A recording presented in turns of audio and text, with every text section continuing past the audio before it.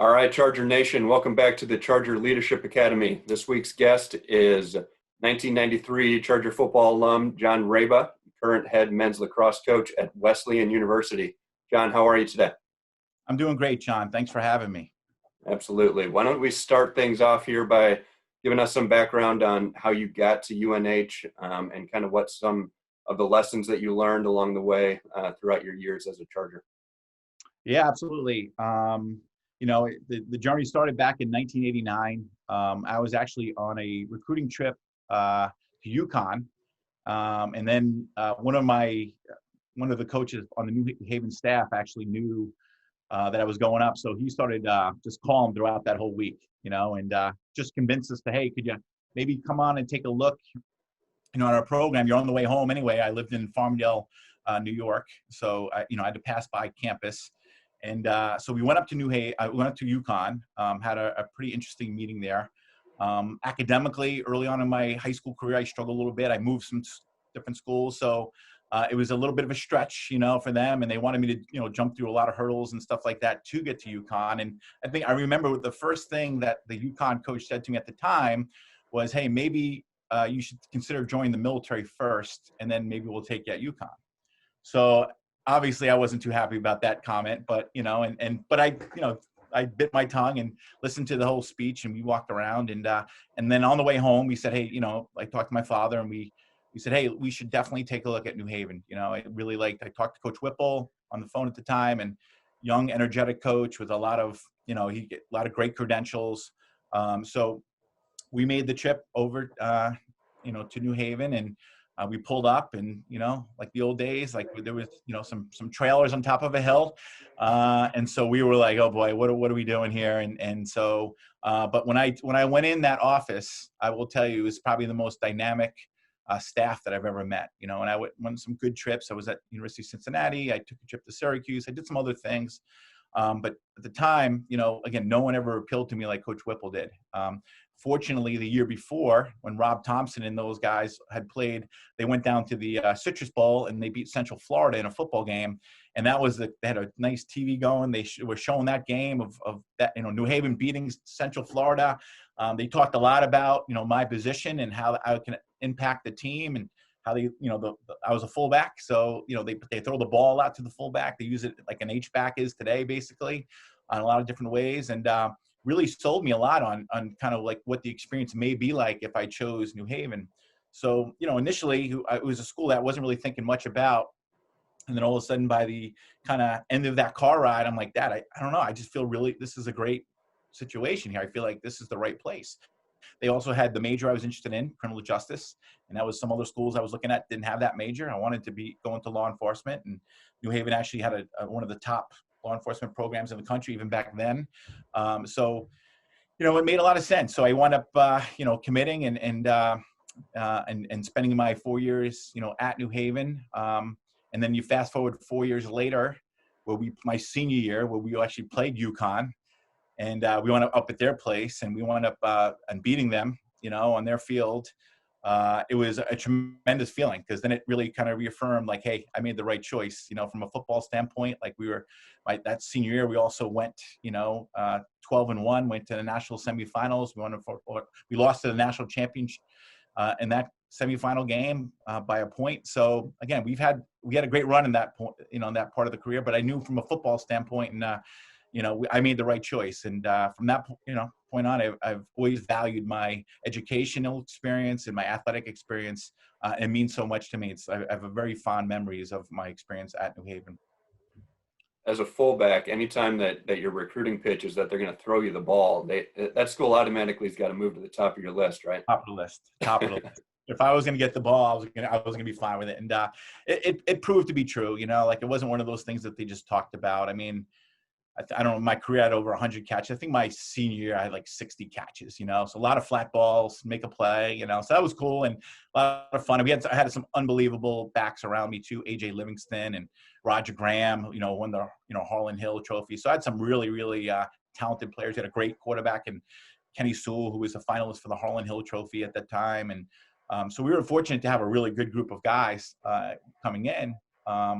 but it took a lot for those guys to get through. Like there's a lot of adversity that you go through as a player, and it wasn't always easy. And I think that's taught me a lot as a coach. And I don't really feel sorry for some of the guys who come through and they think things are difficult. They really don't understand that, well, it could be a lot worse. And, I think our guys, I think what New Haven's taught me really is, how to deal with those tough times when you're in camp. It was the days when you have to come to camp early August, and you're going through it for 4 weeks and there's no AC, you're sitting in a dorm and, you're surviving. Right. So, I said this earlier, we had about 78 kids who came in with us to New Haven in camp that year, freshmen, and we graduated with 7.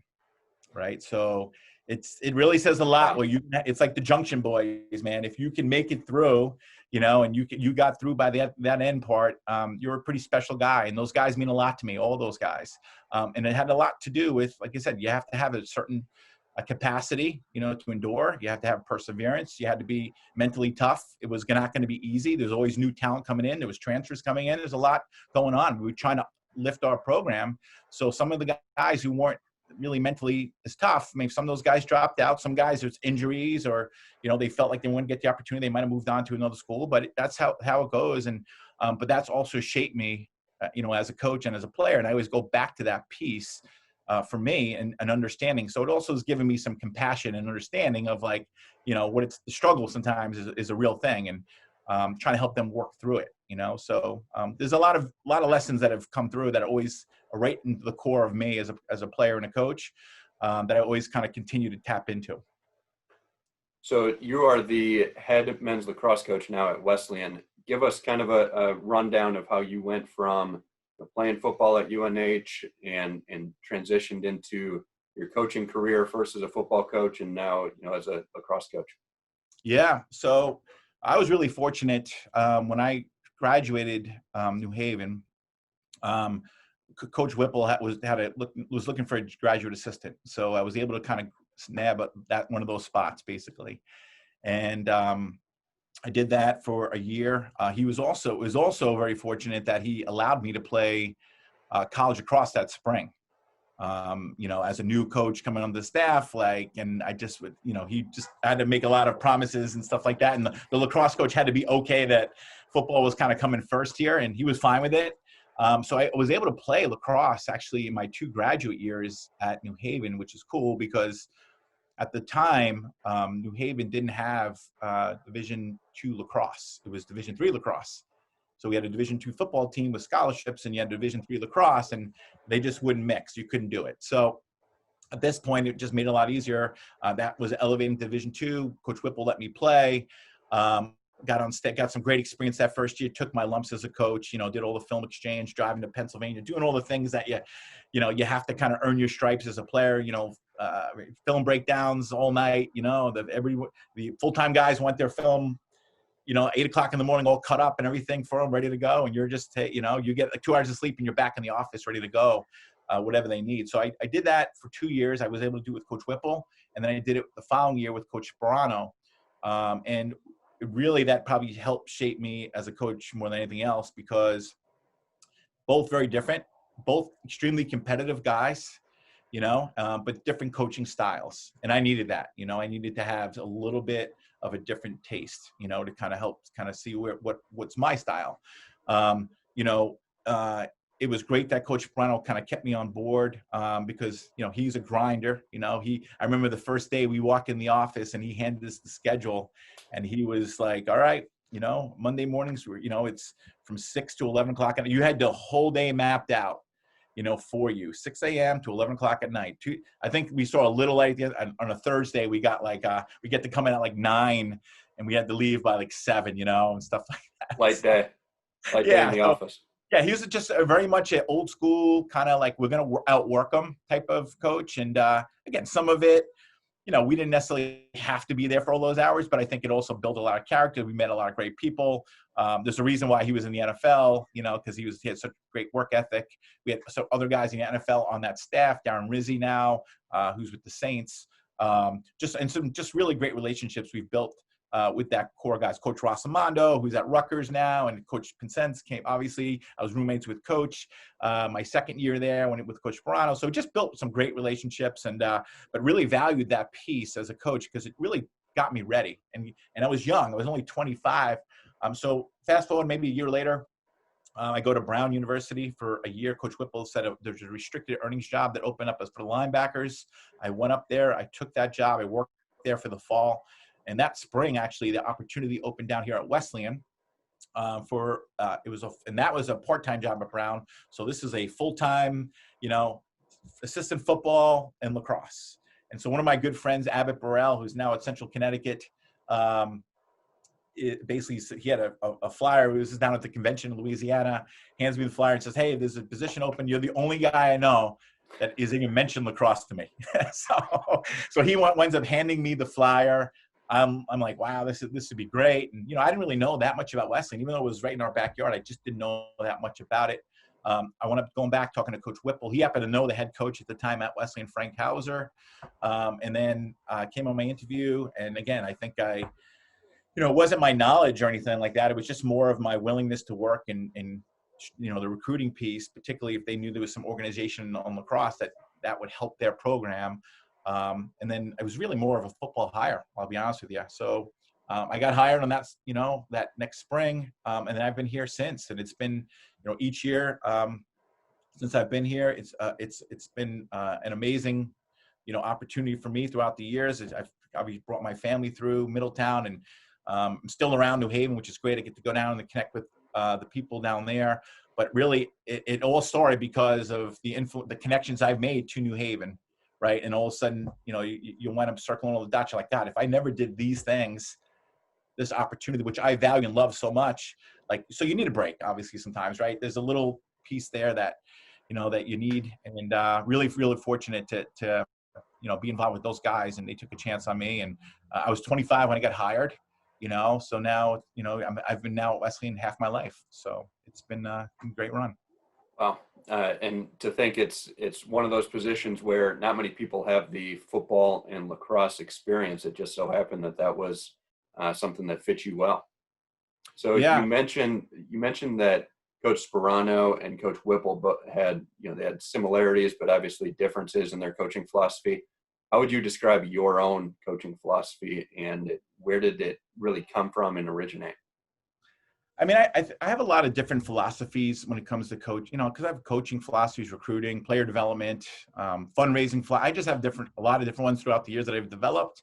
And I think are good for Wesleyan and how we should do it here. And it takes a long time. It's not one of those things that just, much different from the way when I first got here, so they evolve, I think, which is really good. I think the biggest piece that I want to make sure we get across is I want our guys to be competitive. I want them to have a competitiveness to them. It's going to serve them well in life. I want our guys to value winning and losing. It's not the only reason why we do it, but it's an important piece because it will give them what they need to be successful and work hard in practice, because that's really where it happens. It's just if they're competitive with each other and we have enough talent, we always at the end of the year will be in a position to compete for a national championship. I truly feel that with the talent we have, if we do that, we will be in good shape. If we decide we want to lay off and not be competitive, well, again, we're never going to get ourselves in those positions. So that's probably the one word I'll use. And I've learned that a lot from my days at New Haven. Everything was a competition in terms of that, and the way we did the weight room, our morning conditioning runs, just the way we acted outside of class, in the classroom. All those things are really important factors, and we valued all those things. And that's something I've brought over, obviously, to Wesleyan as well. And then also, like I mentioned earlier, is the ability, you're going to deal with adversity during your time. I don't care if it's individual, as a team, the school. Right now we're dealing with adversity, and you have to learn how to persevere.